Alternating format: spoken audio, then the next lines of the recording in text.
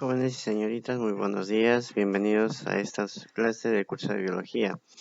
El día de hoy vamos a tratar acerca de algo muy importante respecto a lo que es la subsistencia del día a día y la utilización y el aprovechamiento de los recursos naturales.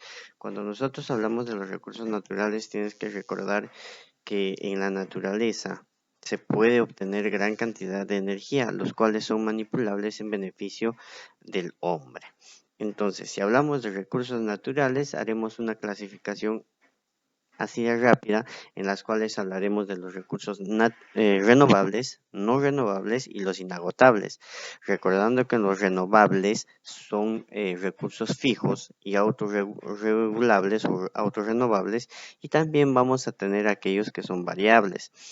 Dentro de los no renovables vas a tener generalmente aquellos componentes orgánicos de la naturaleza, como viene a ser los minerales que por lo general están presentes en sales orgánicas, el petróleo, que es una de las fuentes primordial en el aprovechamiento para la energía y el movimiento de nuestro país, y el gas natural, que hoy en día se consume a gran escala. Los inagotables son aquellos que en esencia se habla de inagotables, como por ejemplo la luz solar.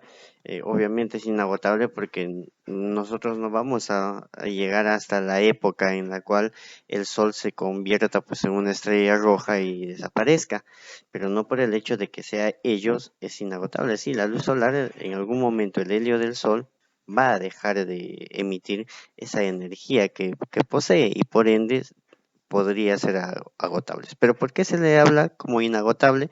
Porque nuestro ciclo de vida es mucho más corta a este periodo. A eso se refiere. La energía solar y obviamente la energía del viento, que también vienen a ser procesos o recursos inagotables. Así también hablaríamos de lo que viene a ser el mar. El movimiento marítimo también vendría a ser, el movimiento de las olas también vendría a ser un recurso inagotable cuando se trata de obtener energía, ¿verdad? Si hablamos de los recursos renovables, son todos los recursos que con los cuidados adecuados pueden mantenerse e incluso podrían llegar a aumentar. Se pueden hablar del fijo y autorregulables o renovables, como por ejemplo el clima, el agua y el suelo. Si hablamos de este proceso hoy en día, que hemos cumplido una cuarentena, bueno, no ha sido una cuarentena, sino más que una noventena, porque hemos estado más de 90 días encerrados, y muchos de los reportajes hablan sobre el cambio en lo que viene a ser nuestra atmósfera, que hay mayor biodiversidad, las algas han crecido, la purificación de las aguas por sí solas, si se han dado cuenta, son autorrenovables. Y obviamente también hablaremos de aquellos que son variables, como la flora y la fauna. A medida del consumo, estas van cambiando de forma y de cantidad. Otro de los recursos renovables viene a ser el agua. Y el agua es uno de los componentes fundamentales en la naturaleza. Está presente en la Tierra desde hace 3.000 millones de años, ¿ya? En la cual está ocupando en nuestro planeta las 3/4 partes de la superficie. Están compuestos, en realidad viene a ser un compuesto diatómico, porque están compuestos por dos átomos que vienen a ser oxígeno y nitrógeno y el hidrógeno, y obviamente que están unidos en forma molecular como el famoso H2O, dos moléculas de hidrógeno más una de oxígeno. En esencia, el agua representaría en realidad en el agua marítima en nuestro planeta el 71% aproximado. El resto vendría a ser, estamos hablando de un 29% de agua en los mares, agua en los lagos y en los ríos y las aguas subterráneas, ¿verdad? Así también otro recurso renovable viene a ser nuestro suelo. Y este suelo es considerado como uno de los principales recursos que nos brinda la naturaleza. pues en estas van a crecer y desarrollarse las plantas, y recuerda que las plantas vienen a ser el primer eslabón en la cadena alimenticia. Se habla de los famosos productores. Además que estas van a servir de alimentación también a los animales. Recordemos entonces que el suelo viene a ser un elemento de enlace entre factores bióticos y abióticos. O sea, en el suelo podemos encontrar nosotros los factores tanto bióticos como abióticos. Si hablamos de los factores bióticos, estos van a referir a aquellos que tienen vida, como por ejemplo, es importante la presencia de un animalito que le teme al sol, que es muy viscoso y vive en lugares húmedos. Estamos hablando de de las lombrices, exacto.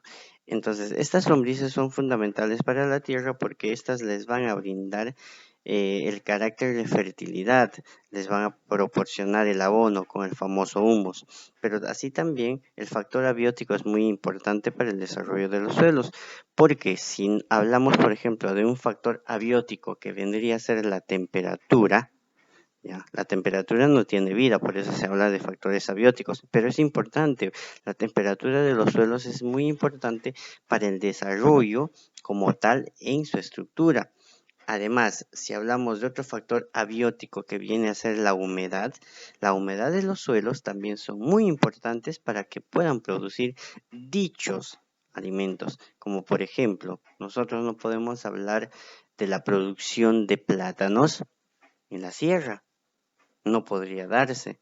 Así tampoco podríamos hablar de la producción de maca aquí en la selva, porque son factores muy diferentes. Los factores de los suelos para el desarrollo de algunas partículas biomoleculares y para el desarrollo de algunas plantas y vegetales e incluso animales se van a dar de acuerdo a los factores bióticos y abióticos que el suelo les puede proporcionar, y en su conjunto hablaremos de un bioma o una biosfera.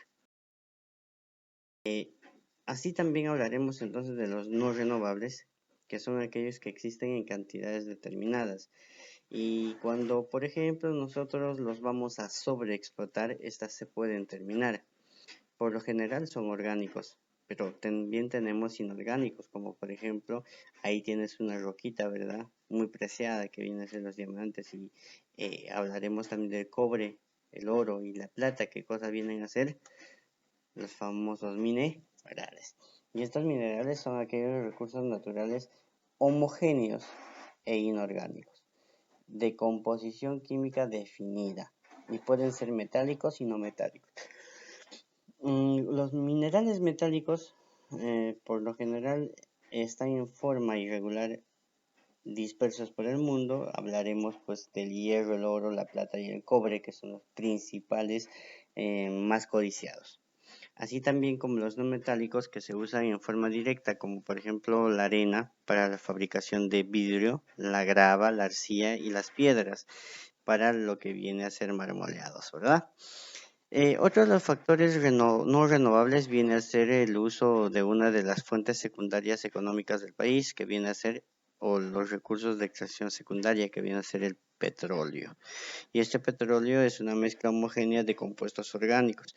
A partir de esta, pues se habla de la elaboración de otros subelementos, como viene a ser la gasolina, el diésel. Además, a partir del petróleo se pueden fabricar o elaborar pinturas, plásticos e incluso medicinas. Esta se considera como una actividad económica secundaria. Y hablaremos entonces de otro no renovable que viene a ser el gas natural. Y ahora este gas natural se encuentra por lo general sobre el petróleo. Entonces el gas natural va a ser obtenido a partir del petróleo, viene a ser un derivado, no un derivado, pero sí podríamos hablar de una consecuencia para el proceso de elaboración de lo que es o la formación del petróleo.